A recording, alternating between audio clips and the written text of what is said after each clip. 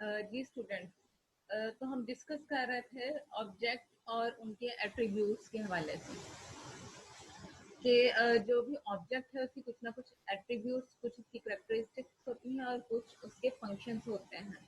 तो हम डिस्कस कर रहे थे ह्यूमन बीइंग की एग्जांपल कि कोई भी इंसान जो है, कोई भी जो ह्यूमन बीइंग है उसका कॉम्प्लेक्शन, उसका स्किन टोन, स्किन कलर, उसका हेयर कलर, उसकी एज, उसकी हाइट, ये सब चीज़ें जो हैं ये उसके करेक्टरिस्टिक्स में, उसकी खसूसियात में, उसकी एट्रीब्यूट्स में आ जाती हैं। जबकि इसकी जितने भी डेली रूटीन की जो वर्किंग है, जो वो काम करता है, वो सब उसके फंक्शंस में आ जाता है। Attributes and methods are basically variables and functions that belongs to the class.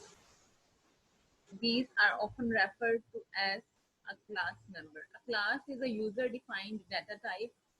Class आप खुद क्रिएट करते हो, खुद बनाते हो, वो इसलिए क्लास क्या है, यूजर डिफाइंड डाटा टाइप, यानी कि यूजर इसको डिफाइन करता है। जब आप प्रोग्राम लिखोगे जिसमें कि क्लास क्रिएट करोगे, फंक्शंस बनाओगे, तो क्लास नेम आप खुद रखोगे अपनी मर्जी से। तो इसलिए क्लास क्या है, a class is a user defined, यानी कि उसको यूजर डिफाइन करता है। User defined data type that we can use in our program and it works as an object constructor or as a blueprint for creating objects. अब हम इसके code की तरफ चलते हैं।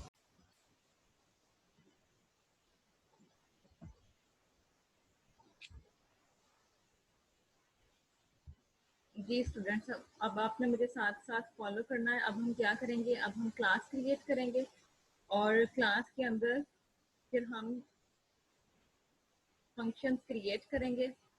ठीक है,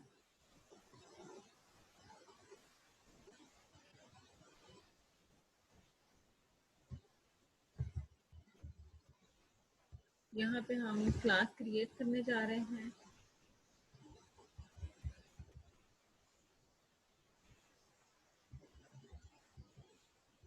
सपोज हमने क्लास क्रिएट की है जी टेस्ट के नाम से।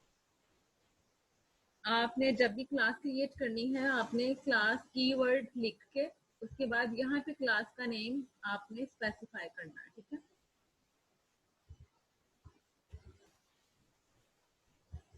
अब हम क्लास की बॉडी डिजाइन करेंगे।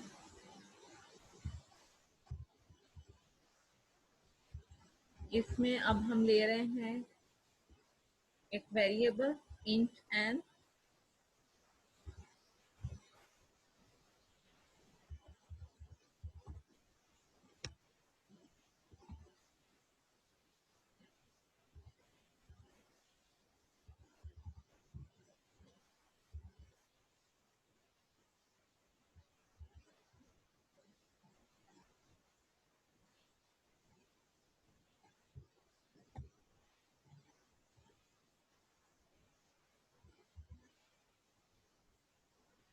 क्लास के अंदर अब हमने ये फर्स्ट फंक्शन क्रिएट किया है void in। void in के अंदर हम सी आउट करवाएंगे, cout insertion operator, enter a number,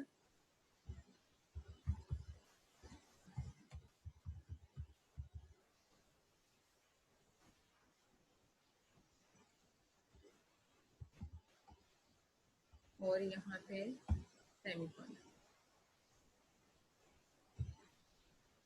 उसके बाद यहाँ पे हम सी इन करवाएंगे एन की वैल्यू, एंड ये हमारा फर्स्ट फंक्शन क्रिएट हो गया। अब हम जाएंगे सेकेंड फंक्शन की तरफ, which is void out।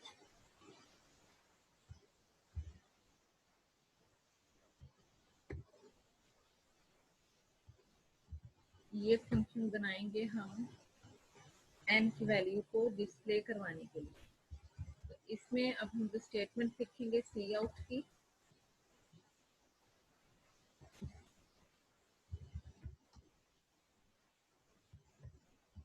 The value of and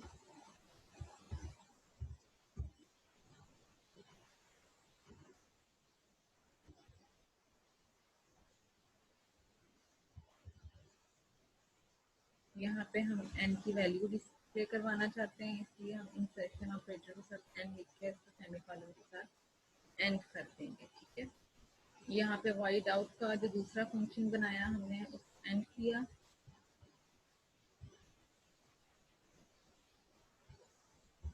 and करने के बाद अब हम यहाँ पे बनाने जा रहे हैं मेन फंक्शन।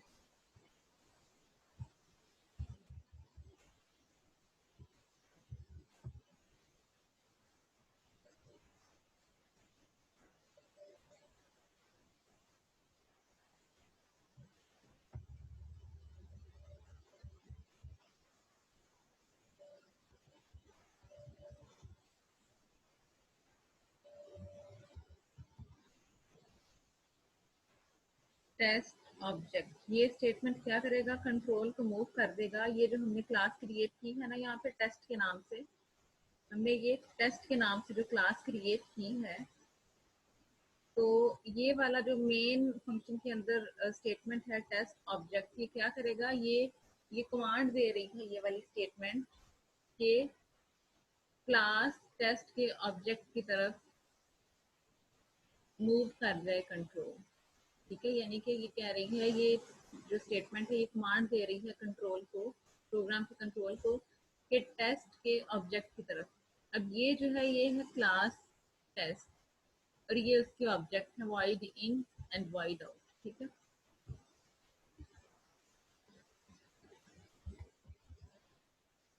अब हम कॉल कर रहे हैं यहाँ पे फर्स्ट ऑब्जेक्ट को।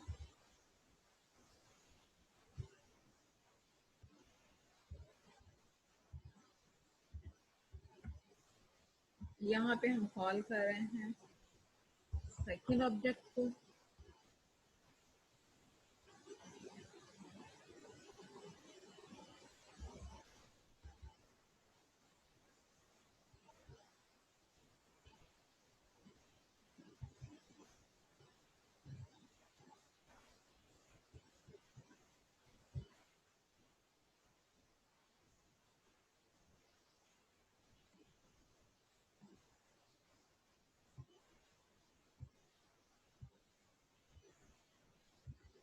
बेसिकली ये इसका सिंटैक्स है